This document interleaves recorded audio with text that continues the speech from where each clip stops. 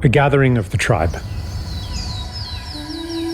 Once upon a time, a great tribe of people lived in a world far away from ours. Whether far away in space or in time, or even outside of time, we do not know. They lived in a state of enchantment and joy that few of us today dare to believe could exist, except in those exceptional peak experiences where we glimpse the true potential of life and mind. One day, the elders of the tribe called a meeting. They gathered around, and one of them spoke very solemnly. "My friends," she said, "there is a world that needs our help. It is called Earth, and its fate hangs in the balance. Its humans have reached a critical point in their collective birthing, the same point our own planet was at 1 million years ago. And they will be stillborn without our help. Who would like to volunteer for a mission to this time and place and render service to humanity?" "Tell us more about the mission," they asked. "It is no small thing. Our shaman will put you into a deep, deep trance, so complete that you will forget who you are. You will live a human life, and in the beginning, you will completely forget your origins. You will forget even our language and your own true name. You will be separated from the wonder and beauty of our world and from the love that bathes us all. You will miss it deeply, yet you will be unable to name what you are missing. You will remember the love and beauty that we know to be normal only as a longing in your heart. Your memory will take the form of an intuitive knowledge as you plunge into the painfully marred earth that a more beautiful world is possible. As you grow up in that world, your knowledge will be under constant assault. You will be told in a million ways that a world of destruction, violence, drudgery, anxiety, and degradation is normal. You may go through a time when you are completely alone, with no allies to affirm your knowledge of a more beautiful world. You may plunge into a depth of despair that we, in our world of light, cannot imagine. But no matter what, a spark of knowledge will never leave you. A memory of your true origin will be encoded in your DNA. That spark will lie within you, inextinguishable, until one day it is awakened. You see, even though you will feel, for a time, utterly alone, you will not be alone. We will send you assistance, help that you will experience as miraculous, experiences that you will describe as transcendent. These will fan that spark into a flame. For a few moments or hours or days, you will reawaken to the beauty and the joy that is meant to be. You will see it on Earth. For even though the planet and its people are deeply wounded, there is beauty there still, projected from past and future onto the present as a promise of what is possible and a reminder of what is real. After that glimpse, the flame may die down into an ember again as the routines of normal life there swallow you up. But after each awakening, they will seem less normal, and the story of that world will seem less real. The ember will glow brighter. When enough embers do that, they will all burst into flame together and sustain each other. Because remember, you will not be there alone. As you begin to awaken to your mission, you will meet others of our tribe.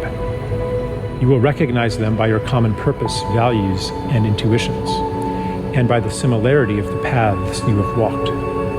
As the condition of the planet Earth reaches crisis proportions, your paths will cross more and more. The time of loneliness, the time of thinking you might be crazy, will be over. You will find the people of your tribe all over the Earth and become aware of them through the long-distance communication technologies used on that planet. But the real shift, the real quickening, will happen in face-to-face gatherings in special places. When many of you gather together, you will launch a new stage on your journey, a journey that, I assure you, will end where it begins right now. Then, the mission that lay unconscious within you will flower into consciousness. Your intuitive rebellion against the world presented to you as normal will become an explicit quest to create a more beautiful one. A woman said, "Tell me more about the time of loneliness that we might prepare for it." The elder said, "In the time of loneliness, you will always be seeking to reassure yourself that you are not crazy. You will do that by telling people all about what is wrong with the world, and you will feel a sense of betrayal when they don't listen to you. You might hunger for stories of wrongness, atrocity, and ecological destruction, all of which confirm the validity of your intuition that a more beautiful world exists. But after you have fully received the help we will send you, and the quickening of your gatherings, you will no longer need to do that, because you will know. Your energy will thereafter turn toward actively creating that more beautiful world." A tribeswoman asked, "How do you know this will work? Are you sure our shaman's powers are great enough to send us on such a journey?" The elder replied, "I know it will work because he has done it many times before. Many have already been sent to Earth to live human lives and to lay the groundwork for the mission you will undertake now. He's been practicing. The only difference now is that many of you will venture there at once. What is new in the time you will live in is that you will gather in critical mass and will each awaken the other to your mission. The heat you will generate will kindle the same spark that lies in every human being. For in truth, each one is from a tribe like ours. The whole galaxy and beyond is converging on Earth, for never before has a planet journeyed so far into separation and made it back again. Those of you who go will be part of a new step in cosmic evolution." A tribesman asked, "Is there a danger we will become lost in that world and never wake up from the shamanic trance? Is there a danger that the despair, the cynicism, the pain of separation will be so great that it will extinguish the spark of hope, the spark of our true selves in origin, and that we will be separated from our beloved ones forever?" The elder replied, "That is impossible. The more deeply you get lost, the more powerful the help we will send you. You might experience it at the time as a collapse of your personal world, the loss of everything important to you. Later, you will recognize the gift within it. We will never abandon you." Another man asked, "Is it possible that our mission will fail and that this planet Earth will perish?" The elder replied, "I will answer your question with a paradox. It is impossible that your mission will fail, yet its success hangs on your own actions. The fate of the world is in your hands. The key to this paradox lies within you, in the feeling you carry that each of your actions, even your personal secret struggles, has cosmic significance. You will know then, as you know now, that everything you do matters." There were no more questions.